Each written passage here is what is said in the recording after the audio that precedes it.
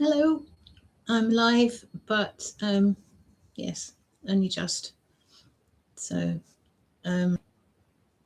yeah, it's Indie Author Week UK 2026, and it's windy and wet, and the birds didn't come and say hello when I fed them, and yeah, it's yes. So it's good to be indoors and reading bits and pieces from books. So, Indie Author Week UK is designed to draw attention to independent authors and the contribution that we make to fiction and non-fiction, in my case, non-fiction, which is different to what happens with traditional publishing, largely because we are independent and don't actually have to have any sort of controls or problems connected to what we decide to do. So, anyway, today I'm reading from a chapter that I'm reading a chapter that I wrote for a book, a collaborative book for colleagues, with colleagues, mainly based in Liverpool, but actually across the whole, certainly of Britain, possibly the world as well. There's 48 of us, as far as I'm aware. The book itself was nearly going to be published this week, but as everything happens with publishing, it doesn't always work out that way. So it's imminent. The inside is apparently done. It's just the cover needs to have some tweaks done, and of course it then needs to be made available through print or through online. I'm not quite sure what the decision has been on that one, but there are some images inside, so I think it's a print option, and it's called Our Lives in Books. And the reading that I'm doing today is My Life in Books, and these are the books that I've got that I refer to in my 2,000 word chapter. So it cannot be a review, it's just a romp through, and it's a quick romp through. So books have been a significant part of my entire life, guiding, challenging, and providing friendship, plus constant need to find new places for shelves. That's very true. They surround my physical and emotional being. Putting this piece together, I realised that the titles on my list have nudged me into different ways to see or understand the world. I did not have this idea in mind as I listed them. I listed those that have been significant in my life, but love the fact that this extra layer has emerged, sort of desert island discs of books. Having different ways to view the world is important to both understanding it and also to rising to its problems. A few months ago, I asked my mother why I had no memory of being read to as a child. In those days, a lot of people were commenting how important it was, or at the time, a lot of people were commenting on how important it was for children to gain a love of books to be read to. It turned out that she had felt no need, as I had started reading so young that I was reading for myself. While it is sad to think my parents didn't read to me, I can state with conviction that it has not dented my love of books. I will add that as I moved from toddler to more sentient being, having access to a well-stocked library was also a boon. I borrowed and borrowed and borrowed and borrowed and borrowed books. I have memories of being unhappy with the Janet and John books that we were supposed to learn from at school. I loathed them, and thankfully was allowed at the age of 8 to read Anne of Green Gables, who I do not have a copy of, by L.M. Montgomery instead, quietly in a corner that I found much more amenable. It took a couple more years for me to be able to fully understand the book, but I've remained grateful to Anne with her E ever since, and I'm happier for my friends who were gifted that extra letter. There followed all the usual books about groups of children going on adventures and solving puzzles and or crimes, but they didn't find their way onto my list. Two elderly books that did.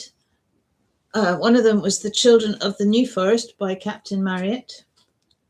This is a very much more recent edition than the one that I borrowed from the library. And The Four Feathers by A.E.W. Mason. I don't have a copy of that. Oh, and cheers. There's wine in a book. I have to put the glass in the right place. Right, so A.E.W. Mason. These two books are rooted in the courage to be different, I suppose, although they have so much more to give to each reader. As it turned out, the love of the New Forest as the setting for the Royalist fugitives was to encourage my first experiences with my future husband years later, looking at lichens. The images of Africa and its troubled understanding of the human condition in The Four Feathers also helped with the travel that we were to do once we were married. My parents had a lot of books and I was a bored teenager, so I decided to organise them into three categories: hardback fiction, paperback fiction, and non-fiction. They then went into alphabetical order for the fiction and a planned but never fulfilled subject order, non-fiction. Fiction was largely whodunits, but I started with the bizarre mixture that was the hardbacks, which included Smollett and a number of worthy authors that I was certain neither parents had even opened. I quite enjoyed the Smollett, I think. I developed a deep loathing of Eric Ambler because he was trying to write about being a teenage girl as a man and celebrated things that most teenage girls do not.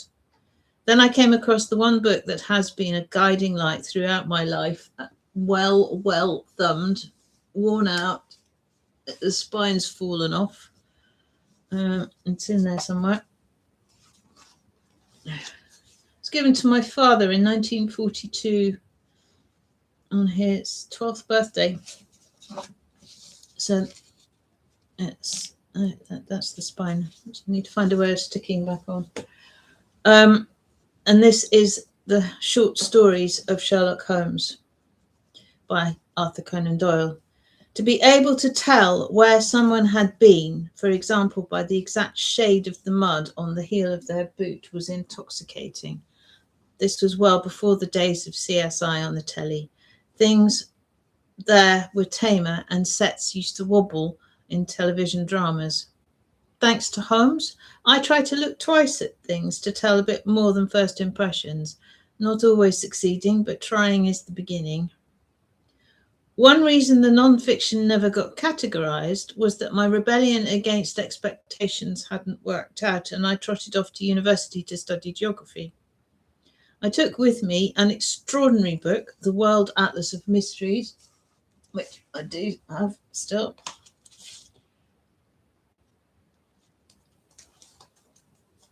Going to run out of room now, aren't I? By Francis Hitching, and used it for a good number of first-year essays, but not putting it into the references bit because I was scared it was likely to trigger sighs from the academics. It is a mixture of insanity and common sense, covering complex geographical concepts in amongst things like spontaneous combustion and sightings of Bigfoot. It remains in pride of place on my shelves to this day. In the second year came the need to cook for my 5 housemates and Good Cooking on a Budget by Philippa Davenport and Caroline Liddell, a brilliant and helpful companion. It's still got quite a lot of sort of flowery fingerprints on the spine.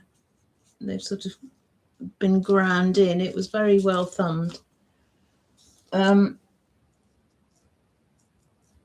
While the others had their delias, I relished the ability to make passable meals without going nuts. It's sort of an antithesis to the extraordinary lengths that chefs on MasterChef are expected to go to provide fancy plates that may or may not provide sustenance. 10 years later, I was back learning things again, this time to be a landscape architect.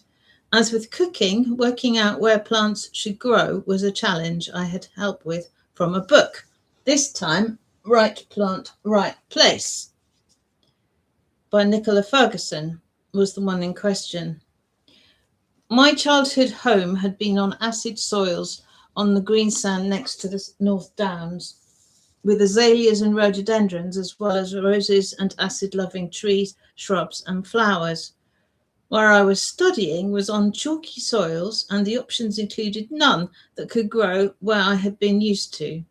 I really needed this book, and it provided guidance in a straightforward and inspiring way. After its and other guidance, it has been possible to look at plants and gain an understanding of the type of soil likely to be involved. By this time, I had been married to my ecologist husband for a few years, and we both loved The History of the Countryside by Oliver Rackham for its history and insights into the natural world as it remains in the countryside. I know several people who knew Oliver Rackham, and they have said that he was very erudite in person and in company, which is shown in his book alongside its great readability. His way of looking at the countryside took me back to Holmes and the muddy boot heels. History can be written in different ways, both as fiction and as fact. I'm a bit sniffy about historical fiction that shunts the timelines around for dramatic effect, but that's because I believe in truth is stranger than fiction, and this is being backed up by living in times where no scriptwriter could get away with crafting storylines such as those the world is struggling to comprehend. Some historic fiction works well because it introduces us to behaviours of the past in ways that we can tolerate. There is an elegance in the writing of I, Claudius by Robert Graves, another well-thumbed book. I adored the TV programs in my childhood and have read and reread the books a number of times. A great deal of creative writing, of course, went into the books, but also considerable research. The pacing and the writing work because the drama unfolds without a background of whoomp noise in the brain, equivalent to that probably started the trend with the Lord of the Rings trilogy. Book club membership may have been behind some of the odd books in my father's part of the parental library. A few decades later, many months later, the club still existed when you could receive their Book of the Month offering, with a bit of time to decide whether to keep it or not. The way the still active Folio Society works is less helpful, although the books are beautiful. I kept one of the books of the month quite by mistake. I thought I should look through it before sending it back, and it grabbed me totally. It's not got its paper sleeve, because around this time I took to taking the paper sleeves off and putting them into a container, and they rarely, if ever, get reunited. So who would have known that there was the possibility of skullduggery in Dead Sea Scroll research? But it seems that there was. However, the second half of the book reads, I still think Golb was right about his ideas, but they've never been accepted by the mainstream. Who Wrote the Dead Sea Scrolls by Norman Golb is a tour de force on academic protectionism, and I'm now going to have trouble. A young academic builds his career on a small sample of translations from the famous scrolls and realizes that his interpretation is at risk as new work is carried out, so he locks them down for decades in order not to lose credibility. Having worked in a university, I know how some of this can happen, and it is troubling that it can occur on international profile work as much as hidden projects. My Four Feathers training screams at it. We went to Qumran about 15 years ago, and it did nothing to make me change my mind about the second part of the book having a case to make, which the mainstream don't even begin to nudge into thinking about. The next 4 books are not necessarily part of a timeline in my life, but are more of those that have helped me to shift my perception of things. What Colour is Your Parachute by Richard N. Bowles is designed to help the confused gain a measure of clarity about a direction to be taken in life. And I did do a video on it. Ended up by finding out about panda fluffers. Oh yes, here we go. I bought a copy years ago and now have the updated version. This is the updated version. I did a YouTube video celebrating the way it can help by the worksheets and lists that it encourages. In the video, I shared the news that being a panda fluffer is an actual job. That news came via Wikipedia, but it is truthful. Tickling pandas is partly how they came back from the brink of extinction in China. There are fabulous, unexpected careers out in the big wide world, and the book makes a start in helping people to look for them. Another similar book in some ways is The Luck Factor by Richard Wiseman with its snazzy cover. Of course, covers are getting snazzier and snazzier now with clever things, but yeah, by Richard Wiseman. At one point, he comments that the luckiest people that he knows are the people who talk to others in supermarket checkout. As a habitual chatterer, if the opportunity arises, this was hugely encouraging. Until you start talking, there is no way of knowing who they might be, what they might be doing with their lives, or what. So far, the big break has been elusive, but entertaining times and conversations can guide thinking on other levels, so it is still all good. If there was ever a book I would love to have written, it is From the Holy Mountain by William Dalrymple. It's a fantastic book. It is an entwining of history and experience and travel with ancient Christianity and modern changes in Turkey, Syria, Lebanon, and Egypt. Actually, it was published a while back, so it's less modern than it was at the time, obviously. It was published in 1997, not 1987. It shows how the past and the present are not as far away from each other as we think, and yet enormously distant as well. A similar but starker and more dangerous book, in some ways. If you were to replicate From the Holy Mountain, it would be dangerous. Anyway, is Rory Stewart's amazing The Places in Between and his travels on foot across Afghanistan, which is simply jaw-dropping. Superb book.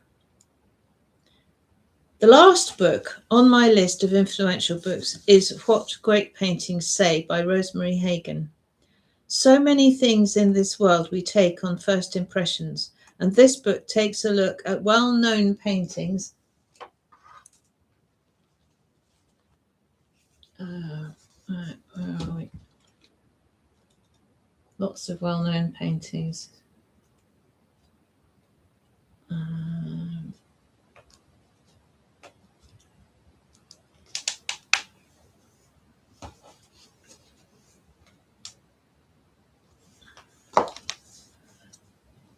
And explores how they would look to those seeing them as contemporaries of the artist. As my analogy, Pokemon is going to mean nothing to anyone in approximately 5 years' time. Many now don't believe that blue tits used to pinch cream from the top of milk bottles. History and the landscape and life all have characteristics that we see but cannot understand fully. As future folk will need history books and novels to have insights into our own world with some of the things we now take for granted, that will inevitably be blips in the passage of time. Books surround and enrich me daily. So there you go. That is pretty much 20 minutes. Yeah. So that's it. I thought it would take half an hour. So 20 minutes isn't too bad. So thank you very much for watching, and wishing you some nice June weather soon. That would be good, wouldn't it? And all the very best, and to your health and well-being.